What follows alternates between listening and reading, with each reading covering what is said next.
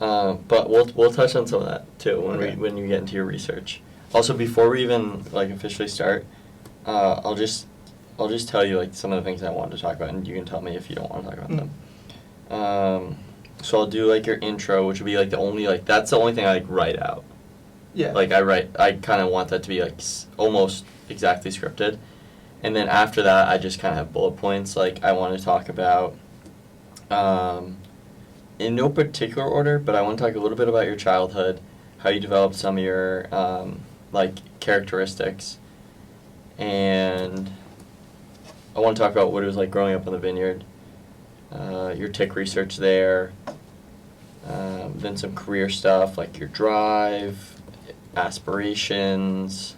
We can obviously talk about your current research and your current paper, which the a longevity specific bank of induced pluripotent, pluripotent stem cells derived from centenarians and their offspring. And then we have like some notes about that. And then talk about like relationships, like family relationships, or just like friendship, like whatever, just general stuff. And then some personal philosophy, baseball, and yeah, that was kind of it. Yeah, that all sounds good. Yeah, I mean, you've told me this, but like, if there's something that like I don't, I decide like later is like I don't want that. I'm not cutting it out. Well, like, what is? I don't know. I just wonder about that. Like, I wish I could just say like whatever I want. You can because I can just cut it out. But like, how much? You can even delete the whole thing. Yeah. Doesn't really matter. How much what? I don't know. Like, I don't know how much to like censor myself or like talk about like. Yeah, no, I think about that a lot because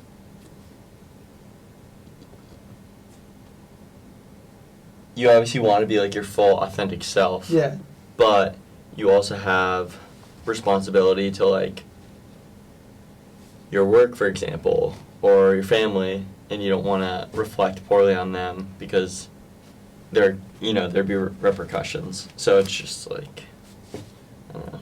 You gotta weigh the consequences. Yeah. All right, ready? But in the end, I feel like you could say whatever you want. Yeah, you can. I'm not gonna stop you from saying it. Yeah. Got him. Wait, so are you gonna start here? Like, are you gonna include any of the stuff we just talked about? Sometimes I include some of the stuff before because it's just like, I don't know, kind of cool. Getting into it. Yeah. Good? Yeah. Today on the walk-on way, we have someone who embodies dedication and humility, someone who persistently chases their goals with an admirably lighthearted attitude. Please welcome one of my good friends and Martha's Vineyard native, Sam Cranston. Thanks for having me, dude. Yeah, I'm excited of course. to be here. So, I just introduced you with some of like your intangibles because I feel like a big part of this podcast is focusing on your inputs and not your outputs or your outcomes.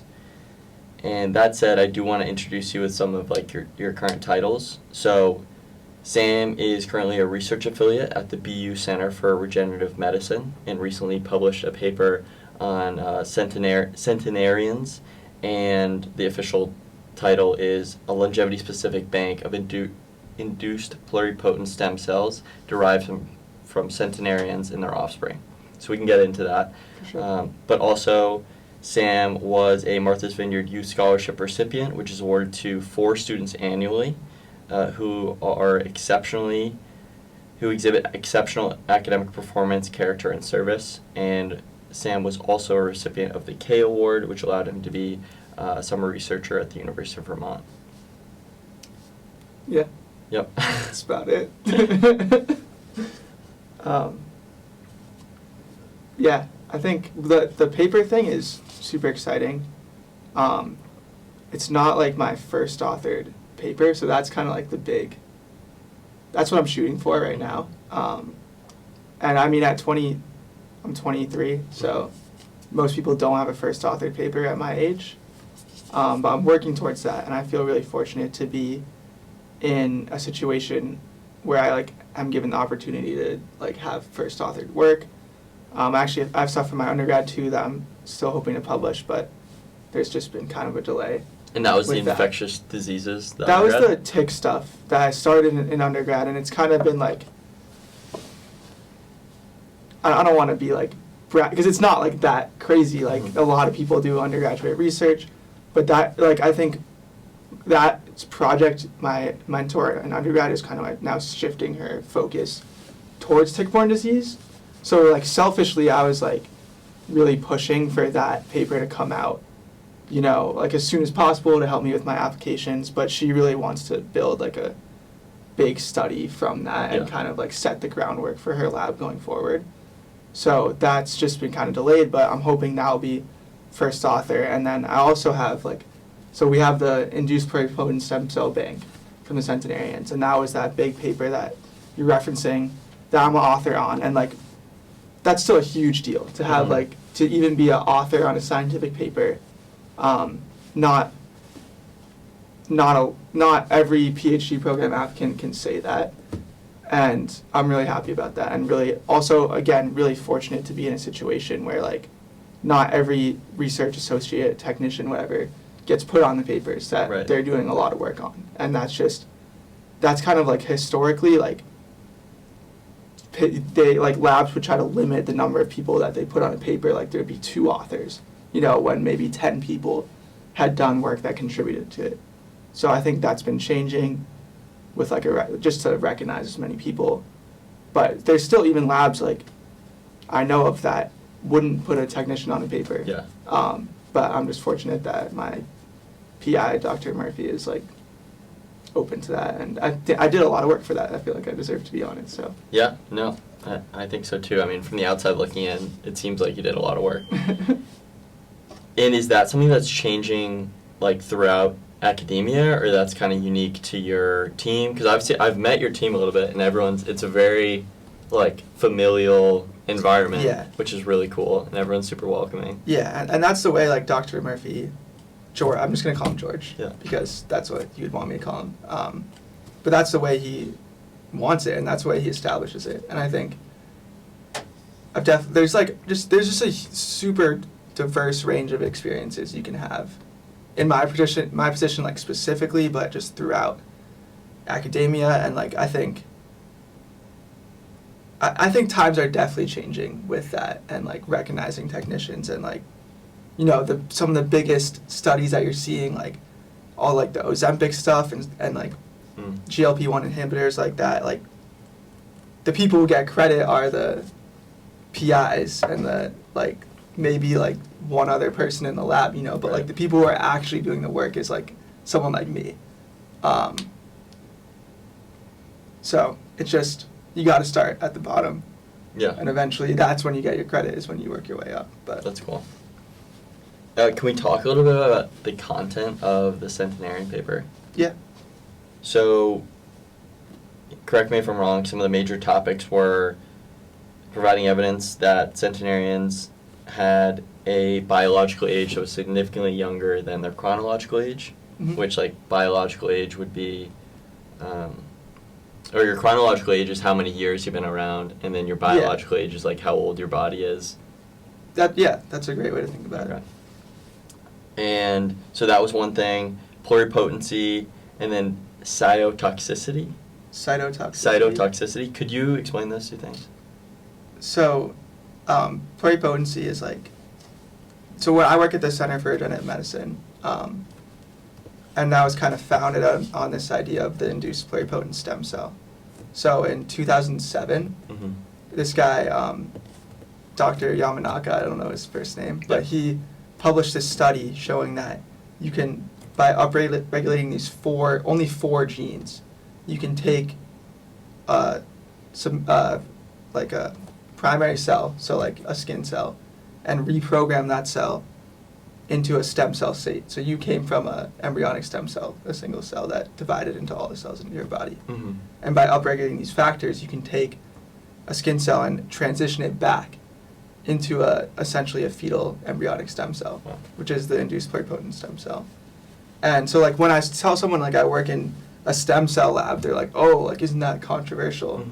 But it's really not. Like this technology is embryonic stem cells are controversial because you're taking like an unaborted fetus, and that's what you're studying, essentially.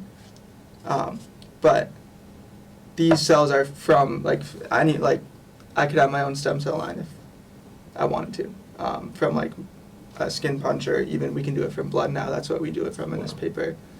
And then that is just has made a lot of advances because it's such an excellent model that can be differentiated into any cell type. You said you could have your own line? Yeah, like I personally know how to take my own blood and reprogram it into induced pluripotent stem cells. And then cells. what could you do with that? I can then, using these factors, so the Center for Regenerative Medicine has pioneered a lot of these different methodologies to take these induced pluripotent stem cells and then differentiate them into very, very specific cell types. So there's labs in the center that study lung. That's a big thing that they study, and they've really pioneered the methodologies to make every type of cell type in your lung. And then you can expose, we have machines to expose it to cigarette smoke and different toxins or whatever, and test the response of those cells or model a number of diseases. Because that's the other great part, is that they retain the genetic background of a donor. So if you have a IPS line from someone who has sickle cell disease, mm-hmm. when you differentiate those cells into blood cells, it will have the traits of a sickle cell patient in the blood cells, and then it makes it so that's the sister lab to mine, is studying sickle cell disease and how different patients and different types of sickle cell mutations respond to different drugs. So one sickle cell background is the right word. Okay. Would respond differently to hydroxyurea as the main drug to treat sickle cell disease. One background may respond really well to that, and they can see that in their IPS cells in the dish, and then one background may not respond at all to it. So they're looking for different drug combinations that these non-responder backgrounds would actually respond better to. Wow. That sounds exciting. Yeah. But so in our case, we're studying aging-related disease and just the process of aging in general. How do we age? Even defining what aging is hasn't been fully fleshed out. Some people think it's just the accumulation of damage throughout a lifetime. So as you live, stuff happens to you, you get sick, or you just your lived experience causes accumulation of damage, and you ultimately will die from that, if not from something else. But some people think it's just a natural programmed progression in your body, or some people think it's telomere shortening. There's a bunch of different definitions for aging. So when something's not even defined. What's the most widely accepted? I think the accumulation of damage one. But I think there's a lot of people who would debate that. I know George and you are really interested in Aubrey de Grey, mm-hmm. who thinks you can reach. I'm not. Well, I feel his perspective would be the accumulation of damage, and he's trying to reverse the damage. Yeah, I think you're right. Yeah. But there's other people that say that's an irreversible process. Yeah. And yeah, that's why I don't know. I'm definitely not an expert on this. I've only been in this for a year, but I think to really dive into this field is just so interesting because there's so much that hasn't been defined. But I guess in a broad sense, we're trying to use these centenarians, so people who live past 100 and also display exceptional resilience to aging-related disease. So if you're making it to 100, you probably haven't gotten Alzheimer's. Cancer is the number one risk factor for cancer is age. So you probably haven't gotten these diseases, at least by the time, if you're making it to 100 years old, you've had escaped those for 100 years. So they're really unique individuals that if you can kind of look at their molecular profiles and what's causing them to display this resilience, it would be really interesting and potentially could lead to some advancements in the field. Yeah, that's so interesting. So the cytotoxic response thing too, I think so that paper is Todd Dowry's paper. Okay. who's a 4th-year PhD student in the lab. And he was the first author. Yeah, so that's like that's a big study for him, and I don't know, I owe him like he's taught me like everything I know, and I think George is amazing, but he's like the mind, and then Todd's like, okay, how do we take these ideas and actually like translate them into real like research that How do we we make can them conduct. actionable? Yeah, because George is in the lab sometimes, but that's honestly really rare. Yeah. For a PI to be actually doing lab work in the hood. Most PI, like, usually the PI is like, I want you to do this, and then the PhD student and the technician's like, we're going to figure out how to do it. So Todd just he's been at the CReM for he had my job and then transitioned into a PhD student in George's lab. So he's been there for over 6 years. And he just knows how to do everything, and was super, super patient. Because it took me so long. It took me like 6 months to get to the point where I was like not asking him a question like every 30 minutes, like where I was on my own doing I understood how to do it. Yeah. But so the cytotoxic response thing, I think, is like one of the really cool findings. I'm not sure like exactly what figure like it's referencing, but I think it's like, I think you're referencing like the the centenarian cell line's response to stress compared to like the non-centenarian cell lines, the non-EL cell lines. I just had written down cytotoxicity more prevalent in centenarian cell types as like one of the key findings. I might have just misinterpreted it. Yeah, I'm not totally sure. I'd have to look back through the paper. We'll ask Todd. Yeah, honestly, Todd would know better what you're talking about. But I think one of the really cool things is like he's really interested in how the centenarian cells like respond to stress. Mm-hmm. So I think one of the coolest findings from his PhD will be like he looked at different genes between centenarian cell lines and then non-centenarian cell lines. And so at baseline, the centenarian cell lines are really quiet. There's not a lot of expression in these stress response genes. But then like a non-centenarian ager kind of has like a background expression of these stress response genes like at all times. So could you equate that to they're like more stressed at baseline? Exactly. Yeah, like genetically or whatever, they're expressing these stress response pathways that maybe they won't have to, and they're kind of like wasting energy or resources on something that's not really necessary. But then when the centenarians are like faced with an insult, so like just in the dish we use these different like molecules that simulate cellular stress, but in real life that could be like you're getting sick or even like a cold plunge type thing. Mm-hmm. Where you're facing your body with this like insult. Yeah. They actually respond better to the insult. What does that mean, better? Like, so you have this array of stress response genes, like 100 genes. And at baseline, none of those genes are turned on in the centenarians. Mm-hmm. Some of them are turned on in the non-centenarians. But then when you see the stress response, they upregulate all those genes at high levels. And then in the non-centenarians, they upregulate a portion of the genes, but there's some that are still not turned on or at different levels. So the centenarians mount this really robust response, and then they return back to these baseline levels. So I think there's, like, I don't know what conclusions you can necessarily draw from that, but it's just interesting that they're quieter, essentially, at baseline.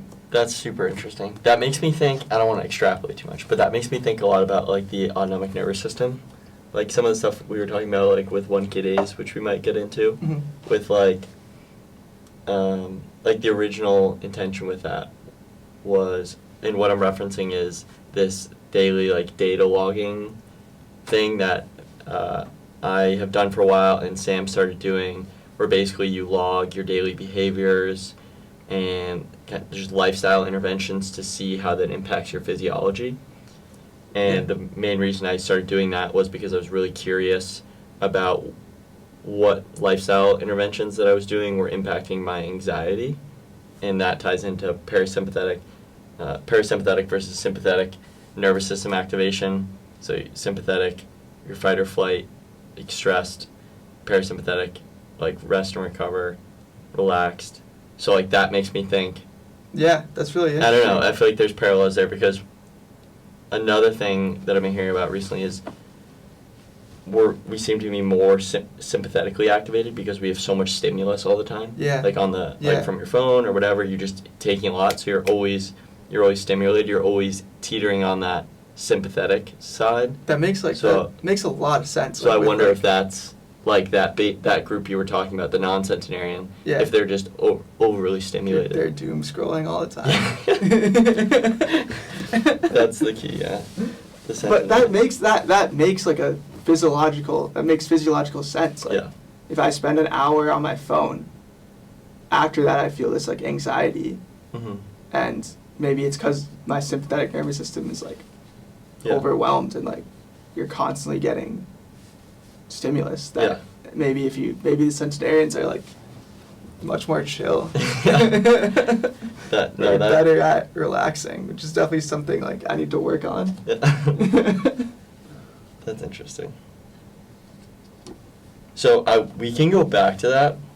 For sure. But I kind of want to switch directions here because again, the focus of the podcast is on like your character, your intangibles, the things you can control, like the controllables, which is, your effort and your attitude, things that you've shown like time and again,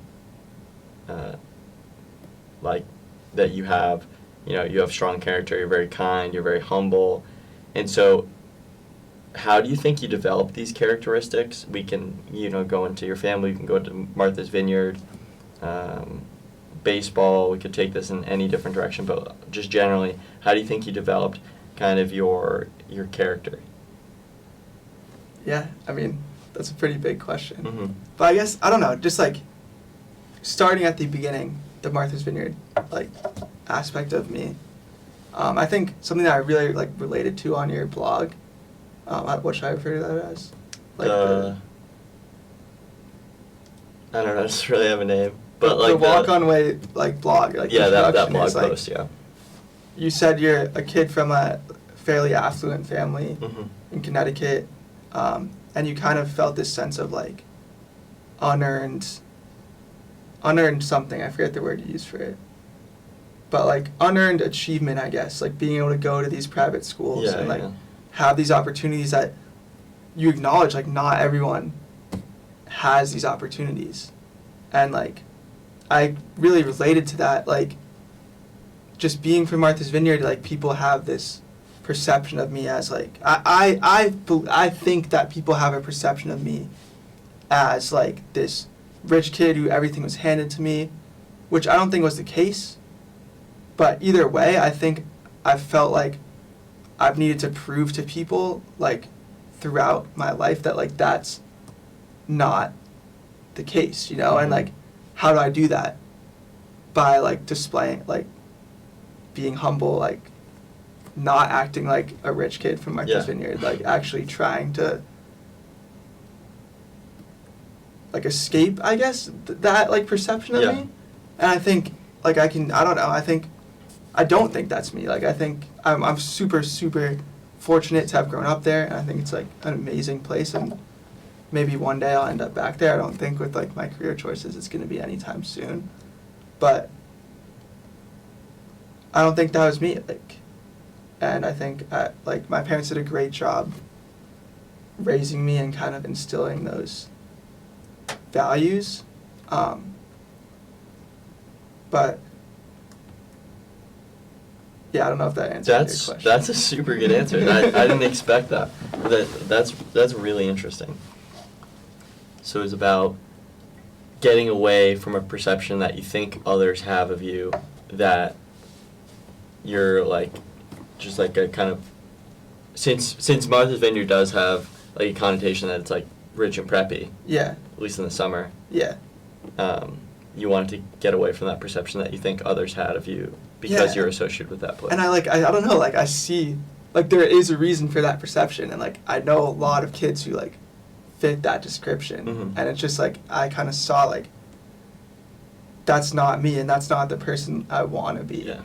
You know, even like now, like I don't feel like I'm pursuing that lifestyle for myself, Mm-hmm. and I don't want to pursue that lifestyle for myself. But even just like, yeah, I think it gives that connotation for sure. Yeah. And it's just kind of been, for me, I think I have just like the way I can get past that is like through hard work and like being humble. Yeah. And just staying like dedicated to what inspires me. So what was it like growing up in a place like Martha's Vineyard when you didn't necessarily resonate with maybe the lifestyles of most people there, if it's fair to say most people? I think I found like a really good group of friends who kind of like reflected like what I valued and didn't necessarily display those traits. And like that's not to say that every like preppy kid from the Vineyard is bad, and I wasn't friends with any of them. Like, yeah, I definitely was friends with a lot of those kids, and like there's some really nice people. But I think the people I chose to surround myself with had a big influence on that. And just my dad, because he definitely doesn't come from that background. And he just, like, he kind of hates the Vineyard. but he, like, ended up there because of my mom, and then, like, they got divorced, but he had established his business there, so he kind of stayed. But he's, like, the complete opposite of that. Like, he just wants to, like, live in the woods and just, like, not be bothered by anyone and just, like, assimilate into nature. Yeah. That's really cool. No, that's honestly really cool. But it's like I think I'm choosing a different path than him, and he grew up so much different. Like, he had a really bad relationship with his parents, whatever. Like, not a bad relationship with his parents, but like he didn't have the same relationship that I feel like I have with them, and he kind of was like on his own from a young age, and just like I'm kind of choosing a different path from him. But in the same way, I feel like he's a carpenter, and he builds these timber frame houses. That's kind of this lost art that he's like trying to retain the art of it using like wooden pegs, and you don't like use like metal screws, and having it all kind of fit together like a puzzle. Is that the style of the house that we visited? Yeah, like that's what like my mom designed my house, my dad built it. And he built it in that style, which I think is like, it is this like lost art. And he doesn't like know how to use a computer or anything, but he knows how to like build these unbelievable houses. And I kind of have like unintentionally, or not unintentionally, but I've kind of like compared it to my science, where you have to spend the time learning just like the basic skills, like sanding the boards and like the smallest baseline stuff. And it's also like when you're working on a scientific study, it's like a multi-year thing. Like you got to be able to see the vision of the project from like even like the plans that you lay out at the start and like the foundation or whatever. But getting up every day and like working at it, like you're gonna build the house, and like you're gonna have something to show for it at the end, hopefully. I think that's awesome.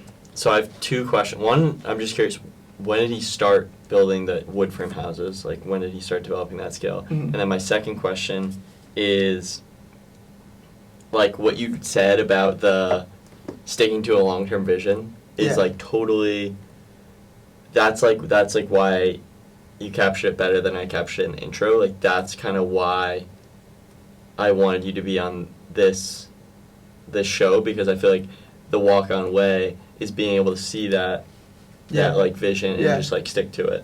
And even though like it's kind of foggy, you don't really see the end, but like you just kind of have a vision in your head, and you can like you're gonna get there. Yeah, I didn't know, because you said I like embodied the walk-on way, but I was wondering what like you thought of that, because I haven't like walked on to any teams or anything.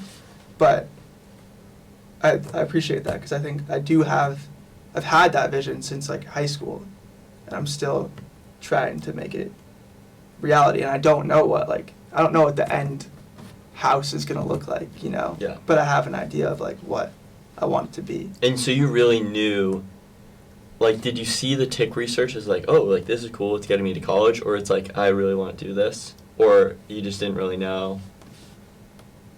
I mean, I think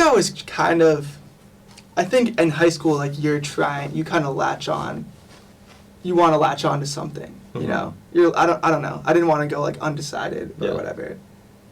But I think, high school, I don't know, it's high school, like, it's tough. You're trying to figure out who you are. And if you asked me at like 12 or 15 years old, I would have said I wanted to play Major League Baseball. Yeah. And like been really adamant about that. And, I think I have some like, I don't know, like I have some regrets that I like didn't pursue that more. But in terms of just like playing baseball in college, but like I can't even say that because I got to play baseball. Yeah. And I think I also, like as a junior, like I had a teacher her name was Dr. Filer, and so she had a PhD teaching AP biology. And so I'd always been interested in science, but like I took that class with her, and she was just like so like overly qualified to be teaching that class, but she didn't have the teaching master's degree or whatever. The PhD student was teaching it? She has a PhD in biology. She studied the evolution of tapeworms and has like multiple tapeworm species that she named and like identified, and she got to travel around the world for her PhD, and just like the coolest person ever. But the school was like kind of trying to push her out because she didn't have like a teaching degree. But she completely changed my life, like 100%. Attribute. And what was her name? Dr. Filer. Dr. Filer. Carrie Filer. She's amazing. We're still in contact. That's awesome. I'm really, if I get into a PhD program, I can't wait to like email her and be like this is because of you. Like I would not be here. So she taught me AP Bio, and I really like, that was like a notoriously hard course. Like Dr. Filer's AP Bio, like don't take that class. Like it's super hard. But I took it and I did like really well in it. And we had kind of like a good rapport, like, and she like, I think a lot of scientists, you have to have like a sense of humor. Yeah. And so she had a sense of humor for sure. Why do you think? Because it's hard, dude, and it's like, it's super discouraging, and like you just have to be able to like. Discouraging when you don't meet like your hypothesis, or. It's like, in baseball, if you get a hit 3 out of 10 times, you're going to the Hall of Fame. Yeah. Like in science, like if 1 out of 10 of your experiments works, like you're gonna be a great scientist. Mm-hmm. So you have to be like 9 out of 10 times. You have to be like I just did all this work for nothing, like this didn't work, or like my hypothesis didn't play out, or I literally messed up like a little thing in a list of 100 things, and then because of that, nothing worked at the end. What does it mean for it to work, though? That's a good point. I mean, I think so, like, every failed experiment can, like, lead to... Like, you can't publish it, or it just it's wouldn't just, like, be, not, like... a headline finding? Or even just, like, the reaction you ran, like, it didn't... Like, let's say you're running a gel. So, like, gel is how you identify, like, specific, like, genes. So, like, if you have a gene that's a known... base pair length, so like A, T, C, so let's say you have like a 250 length gene, you can amplify that gene and then run it out on a gel, and it will be, if the gene's there, there'll be like a band on the gel. If the gene's not there, there won't be a band on the gel. So like, I don't know, maybe your gene's in the wrong place on the gel, or like maybe the band didn't run out, or maybe it's super faint, or like there's could be like a million reasons why you're not getting the result you're looking for. So, yeah, I wouldn't say that's necessarily a failed experiment, but like until you get that result, you got to keep trying different things, or trying to optimize the protocol, and like just like it is a feeling of like you're starting from zero, but you're building these little successes. Like you see a little band, and like then you start to see a band in the right. Like that's like a overly like simplified description of it, but I think gets the point across that it's like you're building on these failures to like lead to ultimately the result you're hoping for. Yeah. Yeah, but so Dr. Filer, like, tick-borne disease is a huge problem on the vineyard because it's this like island ecosystem, and that causes like there's not predators for the ticks, whatever. There's a number of reasons why that can cause like the populations to explode. Are there deer? So there's deer, but that's kind of like a common misconception about the tick-borne disease cycle. Like the deer play into it. So the deer is like where. Are there a lot? There's no predators for deer on the island. So there's a ton of deer. And so that definitely plays a role in it. Like that's where the adult ticks will like meet and breed is on a deer. Oh wow. Which is like the final reservoir host, or the final like they take their final blood meal as an adult tick. So there's a larva, a nymph, adult. And so the adults breed on like a large host like a deer. But really like where they're first picking up diseases is as in those like younger stages as a larva or a nymph. So really like the important part about tick-borne disease and like what you need to know about it is like it's these ticks feeding on small mammals. The classic like example is a white-footed mouse. And those mammals are reservoir hosts for like the pathogens that infect humans. So Lyme disease, Anaplasma, Babesia, like there's a lot of diseases that the ticks carry. But so a tick will bite an infected reservoir host, pick up the pathogens, and then go on to bite an uninfected reservoir host, spread the pathogen to that host, and then it's just this like positive feedback loop where more hosts are getting infected, therefore more ticks are getting infected, therefore more hosts are getting infected. So because it's a small island, like maybe there's not predators for those hosts. So the reservoir there's like a ton of reservoir hosts, and the exact like biology of that is like kind of unclear why there's so many ticks on the vineyard, but it has to do with like island ecology like kind of fosters these homogeneous, I think is the right word, like where there's only a couple species that dominate. Yeah. And so the black-legged tick has become one of those species on Martha's Vineyard and caused like this essentially like an outbreak of tick-borne disease. So I knew like countless people who were affected by these diseases. Like my best friend, one of my best friends in high school, missed like all of our senior year because she had Lyme disease. Wow. Teachers had Lyme disease. My dog, my dad, because he works outside. Oh wow. Like just everyone, like almost everybody I knew. Like if you went into a crowd and asked like who's had a close family member impacted by it, 100% of the hands would be raised. So I knew about that, and Dr. Filer like was working on a project that called the Mice Against Ticks project. So they were going to release these genetically altered mice onto the vineyard. Well. That were like edited to not be able to carry these. It was specifically for Lyme disease, so not to be able to carry the bacteria that caused Lyme. And so if a tick bit that mouse, it wouldn't pick up the infection. And so you could still get bitten by a tick, but maybe it wouldn't spread it to you. And so that was going to be like this really innovative study using like CRISPR technology. So that was like at the time that was like a really big, exciting thing, and like potentially going to use a gene drive, which is kind of this controversial. It's like a pretty controversial thing that like essentially it makes the gene like the forced inheritance of a gene. So the mouse would like get released in the population and then start breeding with wild mice. Oh. And have forced inheritance of the gene, and eventually within like, because mice breed really fast. Yeah. So within like 2 or 3 cycles, all the mice would have the gene. Okay.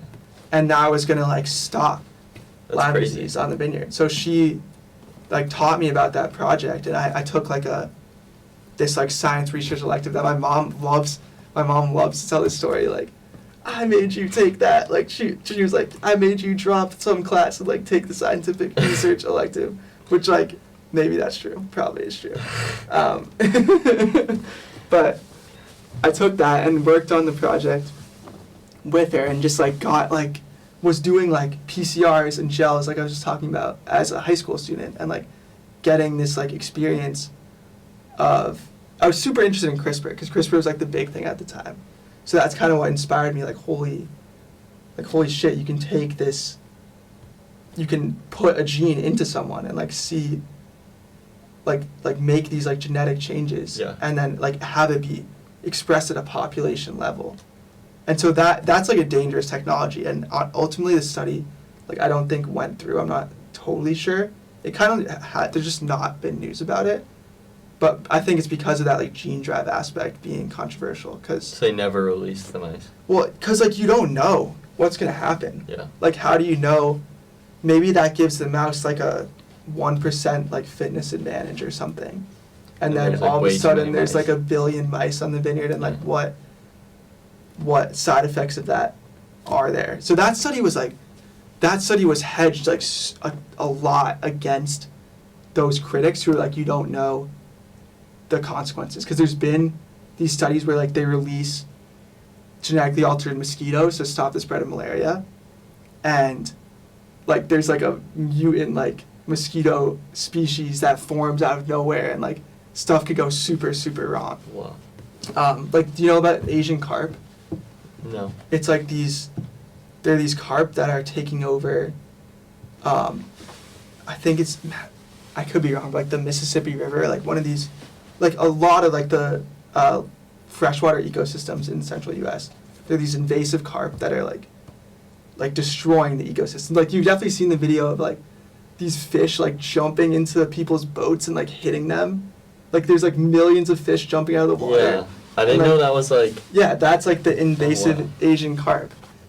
And so, like, you could put a gene drive into that population that would, like, kill. It would just be, like, a kill gene. Like, when it gets inherited, they just die. Or, like, it makes them all male, and then they can't reproduce. Yeah.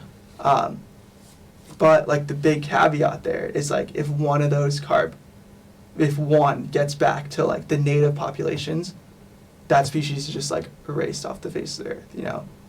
And so there are ways you can, like, they're definitely, like, experimenting more with this technology and, like, putting, like, stop sequences in, or, like, intentionally making it, like, 70% inheritance or something. But any way that you're messing with nature like that is definitely, like, there's unintended consequences. Mm-hmm. And so, like, clearly, like, I'm still passionate about that stuff, and that's, like, learning about that, like, was just, like, so cool to me as a high school student. It is really cool. Yeah. It's really cool. And so I got to work on that project, and, like, was just, like, it was amazing to be able to do that, and that's kind of, it's been, like, this path from there.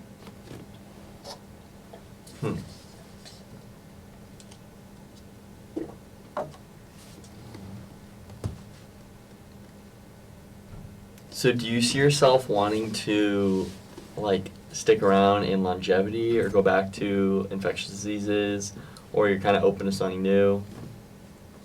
Yeah, I mean, I just think biology is super cool. Yeah. And I think there's a lot of stuff I could get passionate about.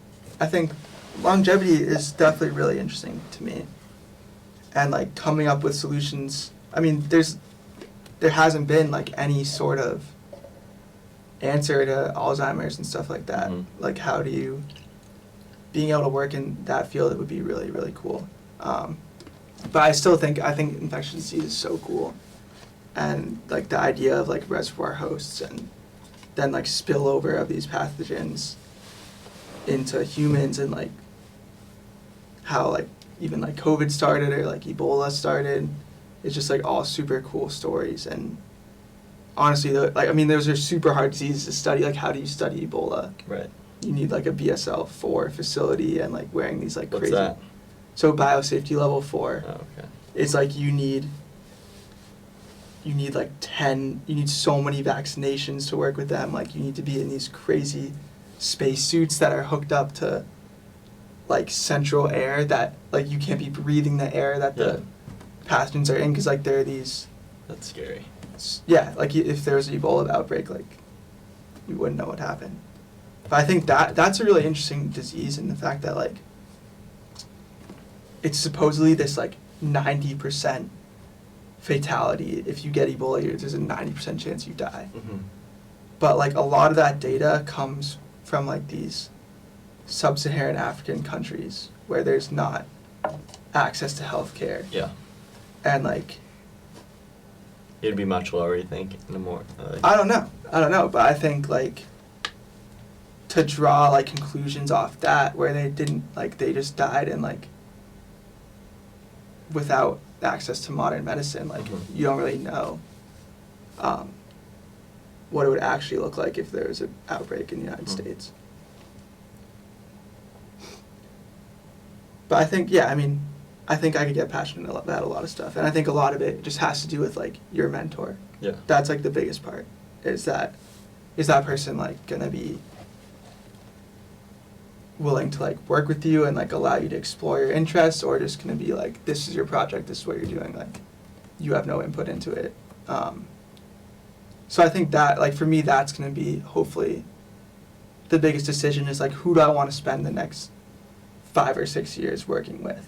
And like I think George has established this like really great mentality about it, where it's like this is your family, you know, Yeah. and like we're all in this together, and like you are like your ideas matter, and like I'm able to take like my personal project in what the directions that I see fit, and obviously like I've had to earn that, but I think I would like to have a mentor like him that's like very open to your ideas. So you're open to. You're not really zeroed in on one specific kind of research topic. You're open to lots of different things. The most important thing is to find that mentor that you would want to spend 5-6 years with. Mm-hmm. Do you have kind of a vision of where you want to be in those like 5-6 years? PhD is pretty like lined up for you. Like so the first year in the programs that I'm looking at is like you rotate through 3 different labs and kind of you get exposure to 3 different mentors, 3 different research topics, 3 different styles of like teaching, and kind of choose from there, and that's when you take like your classes and stuff. But then the next, like the second year, you choose what lab you're going to be in, and like you also have more classes your second year, at least at like BU where I work. And then the next 4 years is like basically just exclusively working in that lab and just trying to like publish papers and work towards your ultimate thesis defense at the end. So there's different exams that you have to take and like checkpoints along the way. Yeah. But it's pretty, like you can sit down day one and like put like checkpoints for yourself. And that's something that Todd has done, and like just having, I think maybe I don't know if they make every student do that, but having like a roadmap of like these different milestones that you want to hit throughout your time in the PhD, and making sure you hit those milestones. Because it's really like, you have to be self-motivated, and you have, like it's the nice part is like you make your own schedule. Yeah. Essentially, I like again, that depends on the mentor, but like I think most mentors aren't like making you like clock into the lab or whatever. Yeah. Like you're on your own time. But then it's like really up to you to like be motivated, and like if you want to finish on time or whatever, like actually like achieve something meaningful in the PhD. It's pretty cool. It sounds like it'd be a cool experience. What's it like being an older brother? It's a good question. Nick's in Australia right now. I know you know that, but I just FaceTimed with him yesterday. Doing his semester abroad. Yeah. Tulane. Mhm. Junior year. Yeah, he's junior. He studies biology too, but he wants to do like more marine biology. But I think that's like, I don't know. I think he has a big reason why like I'm the person I am, you know, and just like my relationship to him, and like being like a friend, but also like kind of, I feel like a mentor to him in some ways. Like we've like always been super, super close and like never really fought as kids. And we were kind of like going back and forth between two houses. Like it was Nick and I like in it together, you know, and like our parent, like, I don't know. I knew more, like, I don't know, I felt like we just took care of each other in that way. And like, I always felt like I was looking out for him. So what's the age difference? 3 years. Okay. So I think it's it's a really good gap. And I think like, cause we kind of had the same friends, but he had his own friends. But he was just like friends with my friends. Mm-hmm. And we would all just hang out together, and he was like always, I don't know, he always seemed like older than his age. Yeah. And he would just and all my friends like love him, like you guys love him. Mm-hmm. But now it's been cool, like since he's been in college, he's like really, cause he kind of just did whatever I did. It felt like maybe that's like, he would disagree with that. But we're just similar people, like maybe it just led to that, like he was a baseball player, like we did the same sports, you know. It's a small community too. Yeah, and like he used to like studying biology, but I think we're just similar people and we were raised in similar ways. But we're definitely different. We're becoming more different now. But I also see like, I don't know, I see my college self in him, and I'm really interested to see like DJ Cranny. Yeah. I'm really interested to see where he like ends up when he graduates.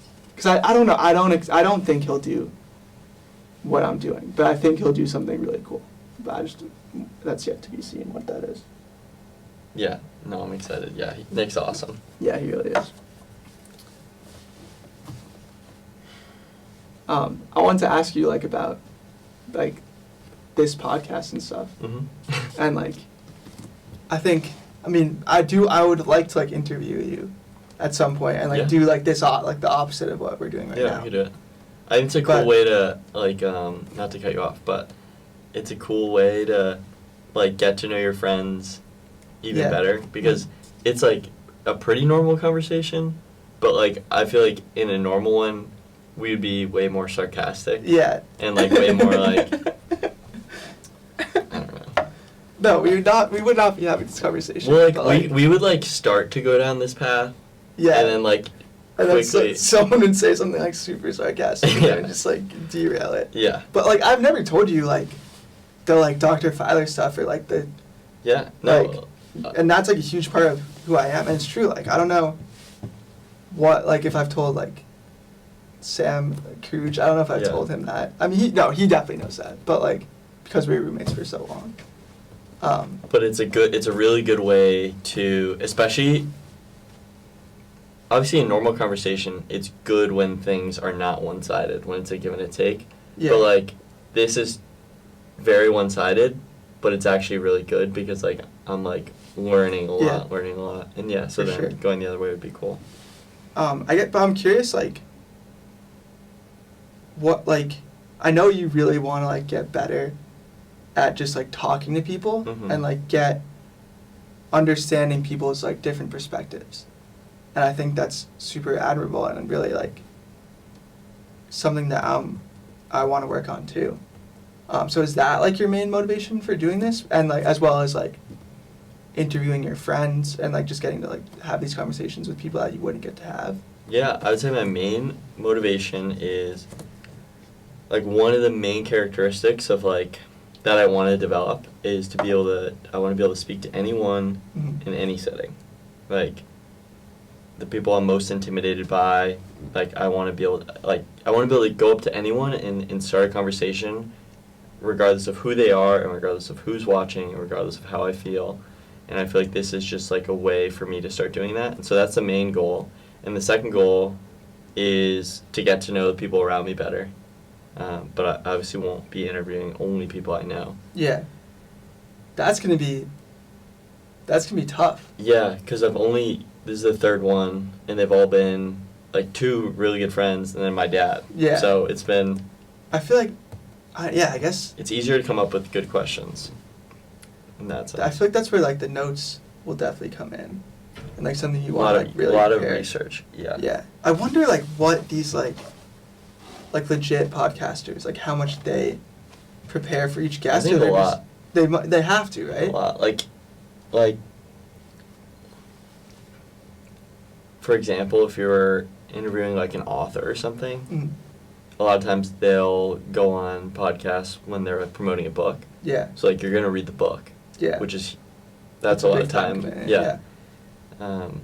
And maybe even previous books, and then you want to know probably about their past, you know, where they went to school, if they went to school, where they're from, their kind of. Also, you want to watch their old podcasts if they've been on other ones, Yeah. because you don't want to ask the same questions. Yeah. So that but it's fun, but I'm sure they It's spend a definitely lot a of time. skill, though. Yeah, you don't really appreciate when you're listening to that stuff. Like, when you're just listening to, like, a random podcast, I don't think you appreciate, like, how much time it takes to, like, it's not the same conversation that you'd normally be having. Because like you want it to be natural, but you also do have an agenda and you want to steer it. Like with this, it's like I'm trying to like steer it so it stays aligned with like the point of the podcast. Yeah, okay. Like we could talk about anything and that's cool. I'm happy to talk about anything. It's not the end of the world, but like I want it to be like in alignment with that vision for the podcast, which is promoting stories of perseverance and selflessness. Yeah. Or showcasing stories of perseverance and selflessness to promote the virtues that matter. Cool. I feel like you told me like not to really prepare, but I think it would be helpful to like know. But you're like, it's my life, so like what, you don't need to study like your own life. Yeah. But like, yeah, I guess then you're right. But like, for like to like show to in your future guests to like show, to like give them that outline. Yeah. No, like the first one with Danny, I sent him like I had like these notes, but I had them earlier, and so like I sent them to him, and was just like, hey, is this okay to talk about? And yeah, that was something I didn't get around to. It's all good. No, I feel like it's cool, and you're like it is like my own life, so like. Mm-hmm. Do you have any like major life beliefs, personal philosophies, things that you like believe to be absolutely true? Dang, that's a hard hitter. Like some people, for example, like some people might believe in like karma, like what goes around comes around. Like they believe like that's like a universal truth, or some people believe that the only way to be successful is to do like what's hard. I think that's like a really popular belief among like young men, is like the hard way is the right way. Yeah. That's the only way you're gonna be like happy or fulfilled. It's like you have to do what's hard. Yeah. Things like that. Like, do you have anything that? Yeah, I mean, I agree with like to do things that are hard. Mm-hmm. But I feel like that almost like, and just like for your like relationships, I feel like that makes things difficult. Why? I feel like if you're always pursuing this like idea of perfection, like you're gonna be disappointed in what you ultimately end up with. Mm-hmm. And I think like, or just like even like your self-image, like I think I do agree, like I as a person, like I need to be working towards something, and if I'm not like working towards something, I'm gonna be like unhappy, or feel unfulfilled. But I think there's a point where it's like I don't know, like you need to be like happy with like what you have at that time too. And I don't know, like even like relationships with like significant others, or like even with your friends, like those things are hard too, you know. Mm-hmm. And like putting time into that, and not just like, I think that's something that I've been like struggling with, is like putting time into other people like is also important, you know. Yeah. And like constantly working on myself, like going to the gym every day, and like always, like right now I'm super stressed because I'm like have a full-time job, and like these applications feel like a full-time job, and then I also want to make time for like people in my life, and like I want to make time to go to the gym, and like I just like accepting that you can't do it all, and that there's some days that you're gonna need to like give yourself a break. Yeah. And I kind of suck at that. Like I don't let myself relax, you know, because I feel like I should always be working towards something. And then what happens? Like I'm not like as relaxed as like I'd like to be, Yeah. I guess, when I have like a day off, you know. And I feel like, and I think that is just like the reality of my life right now is like I should be working on these applications, but I'm like it's ultimately like I can't. You've expressed this to me too, like if I put in a 12-hour day, like great, I got a lot done that day, but the next day I'm just like burnt out. Yeah. Like there has to be like this balance in my life, and like I have to still like work out or something, Mhm. or do something that's not like science or whatever, like, you know. So I think that's something I value, and I think we've also talked about this recently too, like valuing your routines Mm-hmm. to like an extreme.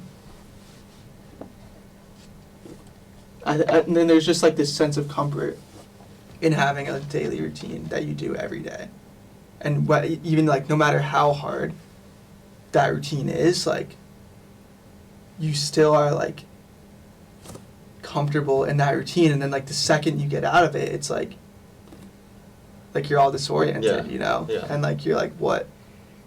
So I think just finding that balance has been hard for me. What was the question you just asked? Like, I asked if you have any major life beliefs, like things that you feel are universal truths. yeah. I mean, Balance, that like does you that. need, like balance is necessary. Yeah, and I think, yeah, I think like getting, because I've been like kind of thrown off my routine. I feel like Mhm. it's summer, like stuff's going on, and like that's been hard for me. So I think like accepting that you're not gonna be able to do everything every day, and like some days you have to prioritize like my relationship or like my friendships, or Mhm. like I have to put, sometimes it's important, like I need to prioritize that over like my career aspirations, or like making sure I work out every day, like. Mhm. And that's something like I was like really kind of burnt out on like going to the gym this winter, and then I like picked up baseball again and like was playing in that league, and that was really great, to have that like other outlet, because I was just like going to the gym like what, and then Yeah. I kind of felt like that was It's pointless. repetitive. Yeah, so I think, yeah, just having like diverse things that you do, and like I think that's something I really, really pride myself in, is like having like a diversity of interests, and like I feel like I've played like like I can play any sport, Yeah. you know, like, and like, and that sometimes I feel like that, like I feel like I'm a jack of all trades, like master of none, Mhm. but I don't know, I think I value that, and like having these like having a diverse array of experiences is definitely like very important. That's like to me. mastery though in its own way. Like you're a master at being able to be good at everything. Even though, Yeah, like, I you're mean, not. even though you can't, but like, I really pride Or myself on that, competent like in being most able to things. like pick something up, and Yeah. like have like knowing that like I can do it or whatever. Like maybe it's not like I'm not as good at soccer as you clearly, but like I can be like competent on a soccer field, and I think part of that is just like my mom like really like was a like hands-on parent, and was like had me doing all these different sports as a Yeah. kid, and like making me go outside, like not like putting me in front of the TV or whatever. And I really appreciate that too, because that's something I think about a lot, is like we were kind of the last, like really like the last age that like didn't grow up with like TikTok or like whatever, Yeah. like social media. Like we did kind of in high school, and like I think that's gonna like mess a lot of people up.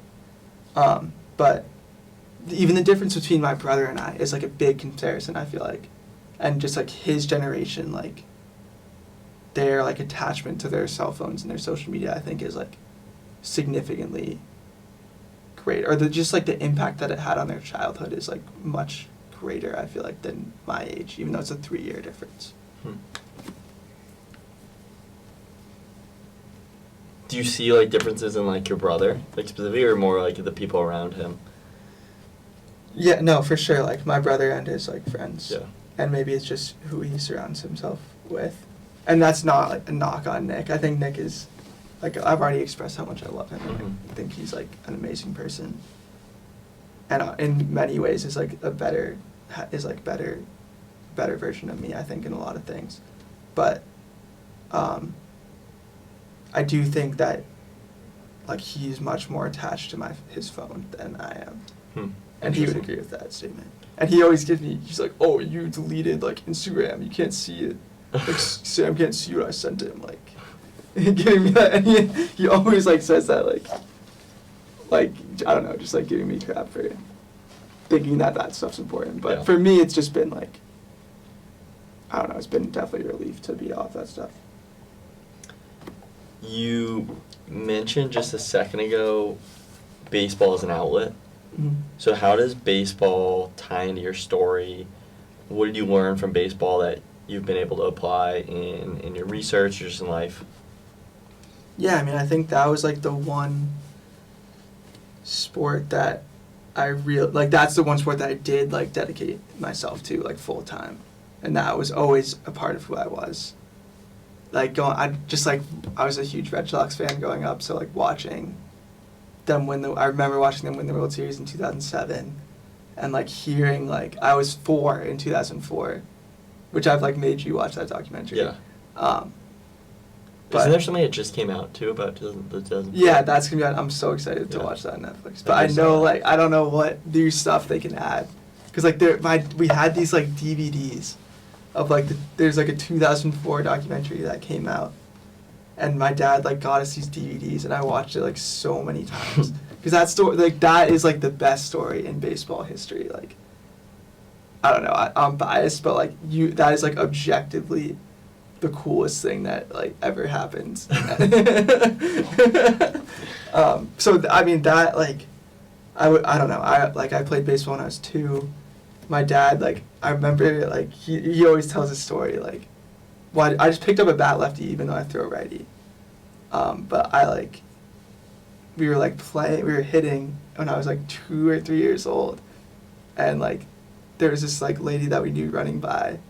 And she like, I don't know, my dad was like pitching to me. I was like, back up, Dad. And he was like, no, you're not going to hit over my head. And I was like 2 years old and I hit it over his head.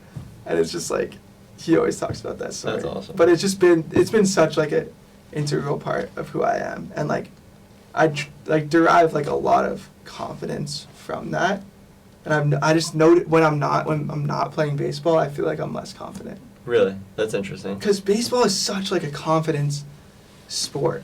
Like if you go up there thinking you're gonna get a hit, or like knowing that you can hit the pitcher, like it's just you're like, I don't know, for me personally, like my success rate would be so much higher than if I'm like nervous to hit a guy, or it's like I'm like go up to the plate scared or whatever. Like it's all just like knowing that you can do it.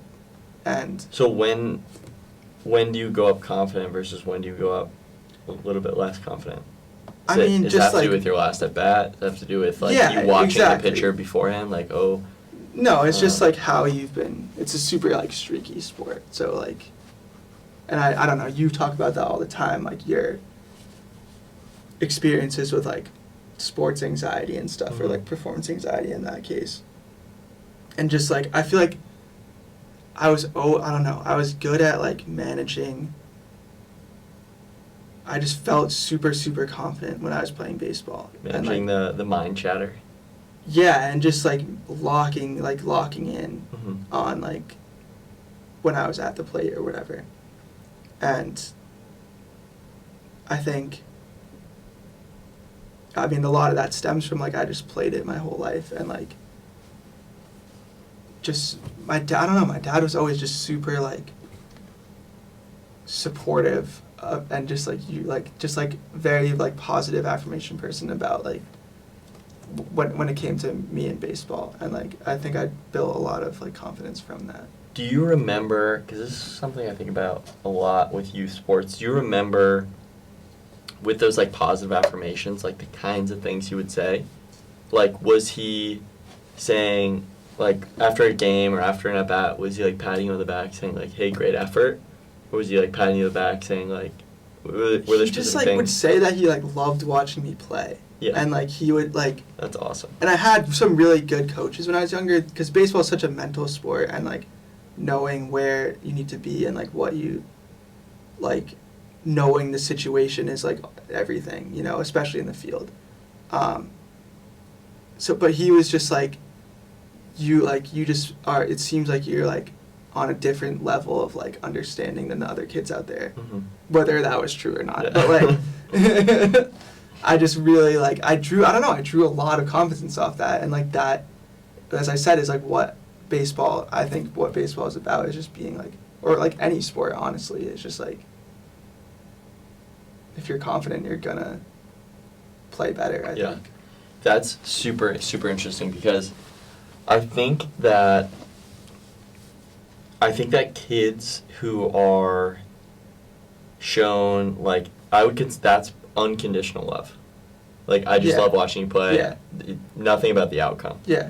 So, like, kids that are shown, like, unconditional love, or kids that are praised on their effort, their attitude, like we talked about before, like, another theme of the podcast, controlling the controllables. Like, you control your perseverance, you control your selflessness, you control how hard you work, you control your attitude. Like, those are the things you can control. Those controllables may influence the outcome, whether you get a hit, whether you win the game, but there's so many things that can influence it. Like, you can't control the outcome. You can't control whether you win. You can't control the hit. Yeah. So kids that are, like, praised and rewarded on their inputs, the controllables, I feel like are so much better off down the line and, like, have way better self-esteem and confidence. Yeah. Like you, the way you're talking is, like, it seems like it just comes really naturally to you to, like, have that self-esteem, that confidence when you step up to the plate. Yeah. And I feel like that, like, based on what you're saying about how your dad approached being a fan of your game, I could see that being, like, a huge contributor. Yeah. No, I never really thought about that, but I think that's true. And, like, I had this coach who, he was a high school baseball coach.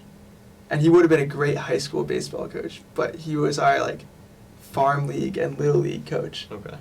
And he had two twin sons that were both on the team, and he was like so hard on them, and like to the point where he had to like step down as coach. Oh my God. And like, it was just like, they're my friends, so like I kind of laugh about it, and like they would laugh about it today. Yeah. But like they would be like crying like a lot of games, and like just like it was like hard. Like he would just be super super hard on them at like a young age. Yeah. And yeah, I know neither of them like played club baseball in college or like really, they were great athletes, but like, were they successful in high school? Like, so one of them like wise? quit baseball. He didn't quit baseball, but he was definitely a basketball player, and like he excelled in basketball. But his dad, I don't think his dad was like his basketball coach necessarily. But the other thing was they wouldn't be able to play on a team that their dad didn't coach. I don't know what, like, for whatever reason, like, it was so, like, I don't know, he was so, like, ingrained in them. And they were good baseball players. It was just, like, I think you're right, like, their confidence levels were, like, lower, you know, I don't know. Yeah. Do you have any, like, did you have any, like, kind of self-talk techniques, or like when you step up to the plate? Because obviously you could be up there for a little while, you know, depending on what the like pitch count is with foul balls and stuff. Like, you'd be up there for a while. I mean, it's like, it is a crazy. Or is that what you call it, pitch count or strike count? Just like the number of pitches you've seen or whatever. That is like a feeling that I've never been able to replicate in like any other aspect of my life, like either any other sport too, because it's just like you're not you're one of 9 hitters, and you only get 3 or 4 bats a game, and like it's just like that, like it's only like a minute long or whatever, like, but it's just like that full minute is like complete focus on the task at hand. Are you thinking about it in the dugout before you go for like the Yeah, I whole mean, time? it's like a huge, like that's like the anxiety thing is like so, I think, to like the max there. Yeah. And like I see like these guys in the playoffs or whatever, and it's like unbelievable amount of pressure. And just like but I think, yeah, like even in high school, like I would like just look at the picture and be like I'm gonna eat you, like but like you have to be like that. You can't be like scared of like, and I think like you gotta get like drilled by like a couple of fastballs when you're young, and like learn that it doesn't hurt that bad, and like not be afraid. And like the times when I've been like, this guy's gonna strike me out, like that you strike out like most of the time, you know? Yeah. Because it's just like your belief is like your reality. Yeah, and it's like, and you go up there like looking for, like you have like for every like count that you're in, like it starts 0-0. So like 0-0, I'm looking for like a pitch, like I'm a lefty, so like low and inside is like what I'm like looking for. And if I don't get that, like I'm probably like, depending on what I'm gonna lay off it or whatever. And then like as the at bat progresses, if it's a strike. Yeah, like I wouldn't want like a high and out, like that's a high and outside pitch. I'm just like gonna be able to hit to the opposite field, like. But if I'm really trying to like hit the ball hard, I want that like low and inside pitch that I can like turn on. But yeah, but so as the count like progresses, and then if you have like 2 strikes on you, you got to hit like whatever. Yeah. And you're just trying to make contact at that point. So your question is like, how does your mindset? What's your Basically, mindset do you have at the any plate? like self-talk techniques? Yeah. Or when you step up to the plate, is there something you always tell yourself? Or specifically, like when you step up to the plate, if you mentioned sometimes you're confident, sometimes you are a little bit anxious. Like those times when you step up, you're not feeling super confident. How do you manage that? I mean, definitely like I have the same routine that since I was a kid, like just like tapping either side of the plate and like just you kind of like going through the same routines. And then like something that I was told by my coaches that like I've kind of carried with me is like in between pitches, like you step out and you take like a good like hard practice swing and like a real in-game swing, and just like taking as much, like umpires will yell at you, but like taking like time in between each pitch and like resetting and like, okay, now it's a whatever count, like this is what I'm looking for, like, and you're also thinking like he could throw me a curveball, like something, like being ready to adjust to that. And it's obviously like context dependent, but I think that's where it's just like, that's why like I love watching baseball, because I have this like appreciation, as I'm sure you do for soccer, like appreciation of like how insanely difficult it is what they're doing, and like the amount of like the mental side of that, like knowing that there's a guy like you, Darvish, who just pitched in the playoffs, has like 20 different pitches, and like knowing that, like how do you prepare for that, and like how do you prepare for a guy who throws 105, like, and obviously they're like insane athletes and are capable of doing it, but like to prepare for someone who throws 105 and then can also throw a like off speed 90 mile an hour or whatever, like 85 mile an hour changeup, like is like the difficulty of that is like unbelievable. Yeah. Well, I've heard people say that hitting a home run is like the hardest thing in sports. Or just like hitting a baseball in general. Yeah.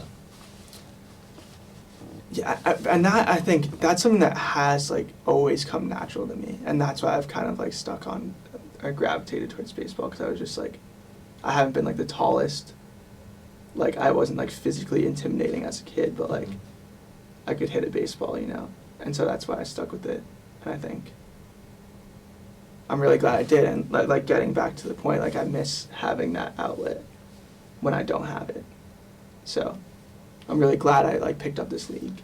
Do you miss it mostly because of like going through those like pressure moments, or because of being a part of a team, or Yeah, I mean, all that. yeah. I think I agree with all that. And, like, the club team at UVM was super good for me. Like, I still look back on those experiences. And, like, it was hard because it's, like, kids coming in as a freshman and they're, like, super primed coming out of high school. And it's not, like, you can't just, like, you can't play pickup baseball, Yeah. really. Like, it's just, Has like, to be about organized. in-game reps and, like, Yeah. then, like, seeing live pitching or whatever. So like but like I still like being able to be a starter as a senior is like a lot of kids dropped out, like a lot of kids just weren't good enough to like retain that. So like I prided myself on that, and like I remember some of the plays I made. Like I didn't play well in like the championship game, but like I played well in the games leading up to that, and just to be like a part of that was like a huge part of my college experience, and like it just gave me something like outside of like you guys and like a different group that I felt like I was like I'm really glad I had.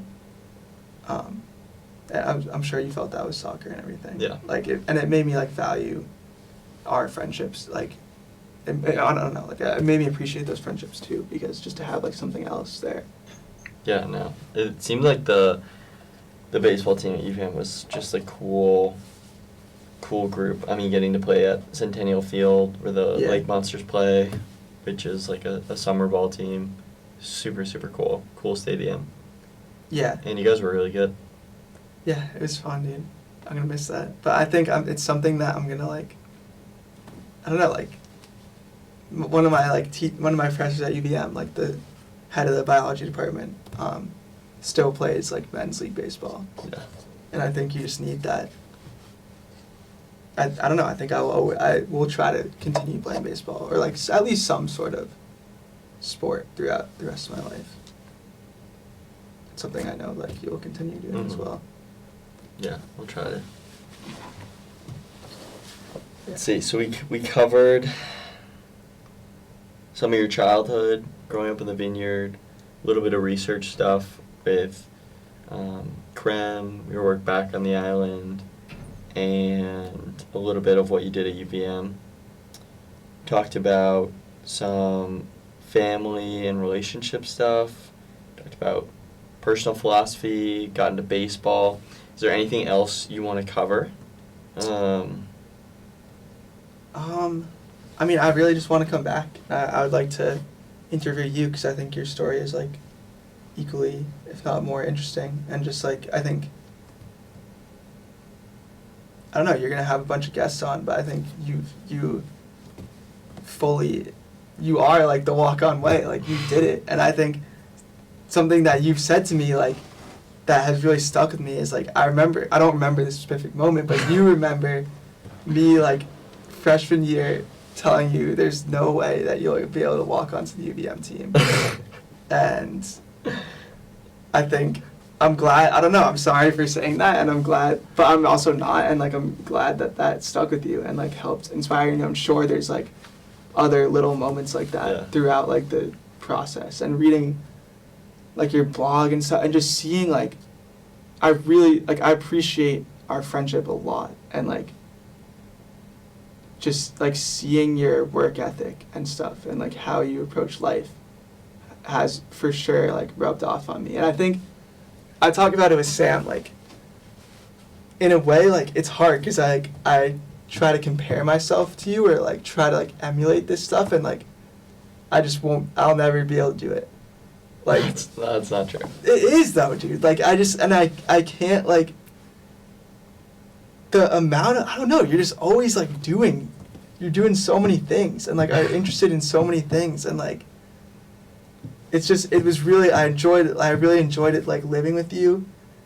And I know like sometimes I wasn't like the greatest roommate, but I think I thought you were a good roommate. No, I think I was probably a worse roommate than you. I think we lived together really well. Yeah. But I really like, I don't know if I ever told you that, but like I really like I've appreciated that. And I'm never going to be you, and I'm never going to like, cause like, I don't know, you have very unique perspectives on certain things, but I think you're like mentality is like super, super impressive and something that I do draw inspiration from on a daily basis. And like your habits have rubbed off me. Like I take these like cold showers every single day. And I think something you said in your blog post that I think is really true is like, and that I've heard like other people talk about as well, is like, okay, someone mentions like cold showers or whatever, and then you like test implementing that into your life. How does it make you feel? And like a lot of these things you ultimately drop, but like it's worth trying them, and like the ones that do stick around, you know, have like clearly made a significant impact on you and like become part of your routine. And so like that, the cold shower, I don't know why, like my girlfriend was like asking me like, why do you do that? And it's just like, I don't really know. I just like it. And it's like, you're right, like doing something that sucks right when you wake up, like prepares you for the rest of the day. And just like I don't know, I just feel like refreshed and like ready to go after doing that. And that's something like that has really stuck in my routine. Like just like, I mean, for me, like breathing exercises, I've never been, like I've tried implementing that, but that, I don't know, my mind's going too fast to like, for that to really work for me. But like, I mean, obviously like the gym has stuck. Journaling has been a big part of my routine that I kind of picked up from you, but I just like, I mean, a lot of people journal. But yeah, I don't know, you've influenced a lot on me, and I just appreciate your friendship in general. Well, I appreciate your friendship too. That was like extremely nice of you to say, and that means a lot. That means like a lot to me, and I think it goes both ways because, I definitely feed off of your drive and your ambition and curiosity as well. So, I think we have a cool friendship. Do you see that about yourself? Like, do you consider yourself like a really ambitious person, or? I think I'm ambitious. Yeah. Like, do you? I don't know, because to me, I see you when I think of Tucker when I'm not with you. You're like off, like working on something, or like you're doing something productive, and I think Sam is like, and Sam is like my other like best friend, you know, and Sam's kind of the opposite of that. Like when I think of Sam's like laying in his bed, like eating like gummies or he's something. Also he's like a sneaky grinder. But like he's gonna be a vet, and like I'm really proud of him for that. Yeah. But so it's just like the differences. Like everyone has like a different process, and I think that's something I've needed to learn. And like comparing myself to you, or like I can't do that obviously, but I just think, I don't know, I just think of you like in that way, and I know it's not, and I know like you have expressed that there's been like days or like weeks or whatever where you felt like you're out of your routine or whatever, but it's just interesting how I think about people. Yeah, no, it's interesting to hear your thoughts, and again, that means a lot to me. But that's why it's like I appreciate. I don't know. I don't necessarily think of myself in that way. Like I think there was like a change in, well, I guess I'm 24, you're 23 now. When we were 21 and 20, like junior year, it was like around then. Like you were obviously always like dedicated in school. Like you and our other friend Sam Cregan had. Like, you guys had, like, a tough course load. Yeah. And you were both serious students, so you were working hard. But I think it was, like, around junior year where you, like, really got into the research. Yeah, the research, and just got really career-oriented. And I also don't want to, like, try and, like, glamorize, like, the whole, like, grind set thing. Because it's, like, there's, like, it's not necessarily a good thing. I think it has, like... It's definitely like glorified, but like I feel like young men our age where it's like David Goggins, like all this, like, which is like cool, like that's but there, like you said earlier, balance is important. Like, there's other things in life. Yeah, Than and just, I think I've gone working. through phases of like really buying into that. Yeah. Where it's like I'm waking up at 5 a.m. Yeah. like taking cold. Oh, in like, wintertime? Yeah. And I don't know, like, I think it's been good for me at times, but I just don't think, for me, I can live my whole life like that. Like, I need to have, like, times of relaxation and times of, like, Totally. No, where me I'm, too. like, and other outlets, like games or whatever, like, stuff that, like, I'm not just devoted to, like, I don't know, like, I really pride myself on that. Having, like, this super diverse set of interests that I'm super passionate about. Like, I don't do things, like, I don't know, I don't do things that I'm not passionate about. Well, that's how, like, I think that's how you can be, like, productive Yeah. all the time. Exactly. Because you can you're always doing something. Like, if you're interested in everything, you're never going to burn out because you can just, like, switch between things. Yeah. No, totally. And I don't know what the question was, but, like, I think that's something that I really pride about myself, is, like, just, like, having that passion about many different things. No, I think that's a really cool trait. And you talked about the cold, you're talking about the cold showers, and, like, the why you do it. Like, you're like, I don't even know. I don't know, I feel the same way, because I feel like the reason, I actually want to ask you, do you think about anything? Like, what do you think about? Before I get in? No, when you're in when you're in the cold. For a while I had, like, a super regimented, like, routine that I would go through, like, within the cold shower. Yeah, what'd you do? Like, just, like, a specific way I'd, like, wash myself. Oh, okay. And, like, then I would, like, do, like, a countdown in my head at the end of, like, and, like, try to stay in, not try to, but, like, I would, like, get through the countdown or whatever. But, I mean, it depends. Like, I've gotten, like, I just, like, do it. It's more just, like, the act of doing it. And it kind of, I don't know, like, this summer it was, like, now it's, like, sucking more. Yeah, now it's starting to... Like, in the summer, like, that, I didn't realize it last summer, but this summer I was like, this is almost, like, pointless. Winter's always... Yeah, like, but then the winters, it's, like, I don't know why, like, it's got to do with the pipes or whatever. The water is actually colder, and you're cold already. No, but I know, like, that's something I know, like, I don't, like, we were talking about it, but just, like, the little thing, like, you implement it, okay, this doesn't work for me. Like, when I have money, I'm going to get, like, a nice cold plunge. Yeah. And, like, a nice sauna. And eat, like, and I'm not, like, I'm studying longevity, but I'm not, like, doing it for longevity. I'm doing it because, like, it makes me feel good. Yeah. And, like, that's, like, the other thing, like, I don't go to the gym. I mean, partially I do for, like, vanity or whatever, but I go because, like, it makes me feel good, and, like, you get that, like, sense of accomplishment at the end. And I think, I don't know, like, I'm not doing these things to, like... Yeah, to live forever. To, like, live forever. Yeah. I just think it's, like, I like doing it. Yeah.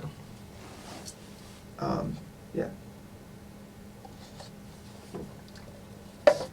Yeah. Well, you're doing the...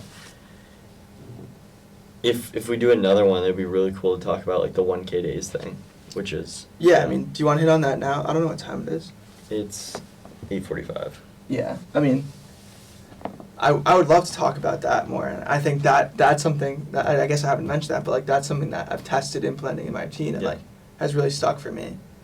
And I think it's important for me to do it in the morning, I've learned. I'm just going to explain it, because I tried to explain it earlier, but I didn't do it well enough. So, like, 1K days is this daily data logging for optimal lifestyle design is, like, the catch line.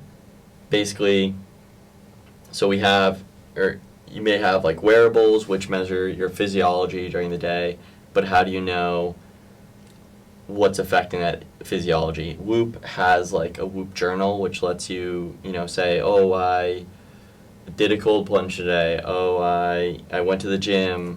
I worked late. Like, it has all these things, but it's not super customizable, so I wanted something that was more customizable. So I made the survey for myself to track, okay, what am I doing? How is it impacting my physiology, specifically my autonomic nervous system. What am I doing that's making me more sympathetic? Because again, I don't want to ramble too much on this, but the goal of this was to understand my like performance anxiety in soccer to help me have a better chance at like walking on, because I felt like that was my biggest limiting factor. Mm-hmm. Anyway, like fast forward a few years, kind of the survey kind of evolved, and then Sam expressed interest in wanting to do it and has been really dedicated, more dedicated than me actually right now, because I've gone over 2 weeks I think without doing it, which is bad. But can I ask like why? I added and added and added. It's just too long now. And it was a huge burden on me in the morning to do, sometimes if I'm not super laser focused on it, like sometimes like an hour. And yours is that long? Yeah, sometimes. I'd say 30 minutes to an hour. And work kind of has been a lot recently. It's a really busy time for the company I work for, and when I got in the morning, I didn't want to I would try to get in early to do that and then start working, but I just wanted to start working because it was just busy. Yeah. And then I made plans, like, okay, I'm going to edit the survey so that I can make a lot of the things conditional. It'll just be a yes or no, and then if I want to elaborate, I can have a button for that. And I procrastinated that for a while. Yeah. I've finally done that, but now I'm like, I already missed 2 weeks. I already missed 3 weeks. I'm going to just catch up all in one day. And they'll be worse. I'll just be super not detailed. I'll do all the yes, no's. How are you going to remember what you did I wasn't doing the surveys, but I was writing down a lot of the major things. So I won't know, I was, tracking all my meals. Yeah. Not going to do that. Yeah. Although, I do have this app now. Oh my god, I got to show you this thing. It's called Snap Calorie. Mm-hmm. You can scan barcodes, or you can just take a picture of a meal. Yeah. And it will do the macronutrient breakdown. It's an estimate, but it's, so much better than, looking up all the food. They give you the carbs, the proteins, the fats, overall calories. It's really cool. So I won't have to do the food logging anymore. I'd be interested in that for sure. But yeah, no, it's sweet. I'll show you it after this. Well, I guess sorry, do you want to go on? I kind of forgot where I was even going. Well, I guess my interest in the survey is I don't know, don't have wearables, but I thought it was from you, I wanted to start tracking this kind of stuff. And I think one thing and people, not just you, that have expressed about the wearables, it's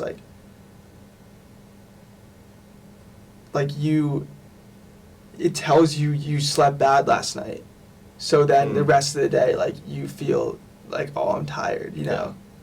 And I didn't really want that aspect of it, where I think the cool part about this survey is it's all just perception. It's, how I perceive I felt the day before. And that's what matters. Yeah, and I'm just really, I'm over 150 days now, I think. Yeah, I think you're 160, 170. And I'm just really interested in to see baseline, what percent of the days I worked out or whatever, or what percent of the time I'm playing guitar, and also how those trends have been changing as this. It's been a cool time because it's I started a new relationship, then it was summer, then it's now I'm in this super grind application mode, and then this winter I'm doing some traveling, it's just there's a lot of different lenses or just experiences that I've had, and I'm gonna be moving eventually, maybe, so it would just be cool to track the progression of different changes, and then also just really interested in what type of how if I worked out the day before, is that impacting my happiness, what are what variables are related to each other. Would be really cool to see. And if nothing else, it's just it's almost like a reward, if I have a productive day, or if I do a good hard workout, I get to log that the next day. Or if I don't work out, it's an accountability. It keeps you accountable. I'm I'm gonna have to be Tucker's gonna see that I don't I never. No, I know you don't. But I just think like it's cool in that aspect, and like it's kind of substituting like paying for a Whoop or whatever. Yeah. So I think it's really cool. I think it's, again, like one of these like things that I've tested and I've decided is like something I do want to keep in my routine. Yeah. Well, that reminds me, because when you talked about how there's all this research about, oh, you got to do this to, you got to do cold plunge, you got to do cold tonic, because all the research points to. Yeah. Well, I think that's a great baseline, like you said. Hey, maybe I'll try this out. Yeah. But at the end of the day, let's say a study has 50,000 participants, and they're measuring the impact of cold plunges on brown fat, like creation of brown fat. Yeah. Like, okay, you'll get the average impact on brown fat from cold plunges out of the 50,000 people. You'll get the average number. Yeah. You're not in that 50,000 people. Yeah, you don't know where you fall so you on don't, the spectrum. It might have no impact on you. Yeah. It might have a huge impact. So, like, yes, like, you'll probably be somewhere in that range, Mm-hmm. but maybe not. That's why, like, I think you have to do these self-studies to really get to the bottom of it. And, yeah, I mean, a lot of it's just feel, too. You can just be like, oh, I drink this, I feel terrible. Yeah. Maybe you don't need to study for it, but I think it's a really cool way to get an N of one study, to get the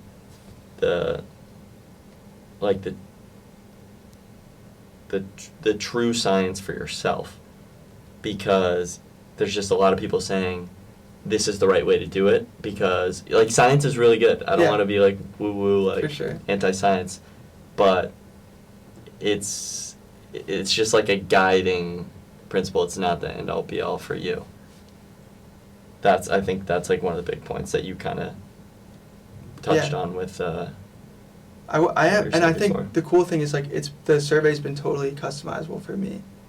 So like it's all the readouts that I want, and like you've definitely caught. And at first I was like, oh, I want to add this, I want to add this, I want to add this, and I think I have it like dialed in where it doesn't take too much time out of my day.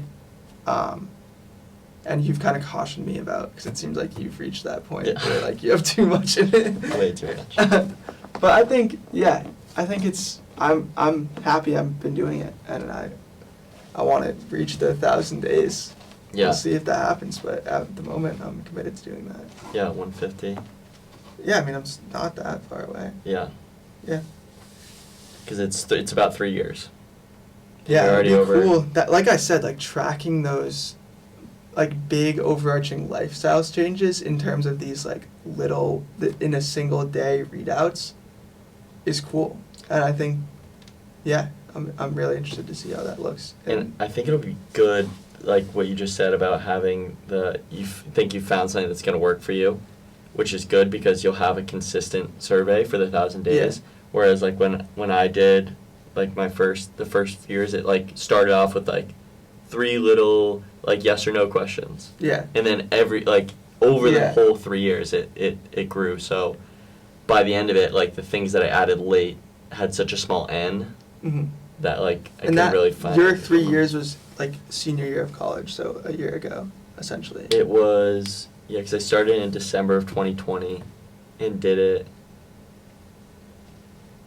It was until like that now, spring. but I guess I haven't done it in two or 3 weeks. But I also missed in October 2021, around this time in 2021, I think I missed a month. So I did 1,000 days, but I did. Dude, it's just this time of year. I think fall is like. It might be. I was thinking that. I don't know, and like in my lab, we always we've talked about like September through November or through like December is like when people are like, oh, we didn't do any work over the summer. Like now it's like lock in for the fall. So like I don't know. I think fall is just a busy time for everyone, and it's interesting that like you missed both those times. Yeah, but same month. Yeah. Cool. Anything else? I think we covered a lot. I think we touched everything. We hit we almost did 2 hours. I think we started around 7. Yeah. I'm happy with that. I think I really enjoyed this. Yeah, this is awesome. Makes me want to, I don't know, makes me want to do more of this, but. Yeah. One No opportunities. reason we can't do another one. Should do it, dude. It would be so, even just for like our friends. Have you thought about this? What if we had like 4 of us sit down and did like a group podcast? That's what every friend group says. Really? For sure, every friend group's like, oh my god. Like, yeah, if it was just for us, it would be super funny. But like, no one else would think it would be funny. No, I don't. I want. Which is fine. I've sat down. I actually have like accidentally recorded conversations from like junior year of high school, and they're so funny, dude. And like I think that would be awesome. I would be totally on board with that. It would definitely be funny internally. Sweet. Yeah. Thank you for having me on. Yeah. It's been a pleasure. Yeah. That was good. It was awesome. What are you doing now? I gotta go home. Do you want this? I was wondering. I bought a bunch in the vending machine before. Why? And then I ate them all. So I was like, oh, I should get them like snack and water. Do you want that? Chilling. Thank you. Oh, I got. Dude, this guy just handed me. There's a comedy club that just opened up. I'm trying to go to it. Oh, you know what I think? First of all, this is really cool. But you know what I think we gotta do next? We should do another one. A stand-up comedy podcast. We could do if we do. I think you're closer to mustering the courage to doing comedy than I am. I don't think I'm close at all. I think I would do it, but it would be bad, dude. And also, that would be a cool thing to talk about. Like just like the fear, and then also with boxing / MMA. yeah. If we get into that. I mean, I was definitely touching on that, but And I need then something else. More one kid. I'm out. Baseball's done. I need another thing to do, so I'd love to do that. I don't know if you went. No. You haven't gone yet. I haven't gone. All right. Let me make Dude, sure this was so recorded. cool. I really. That's suck. Yeah, that one's. So we at least got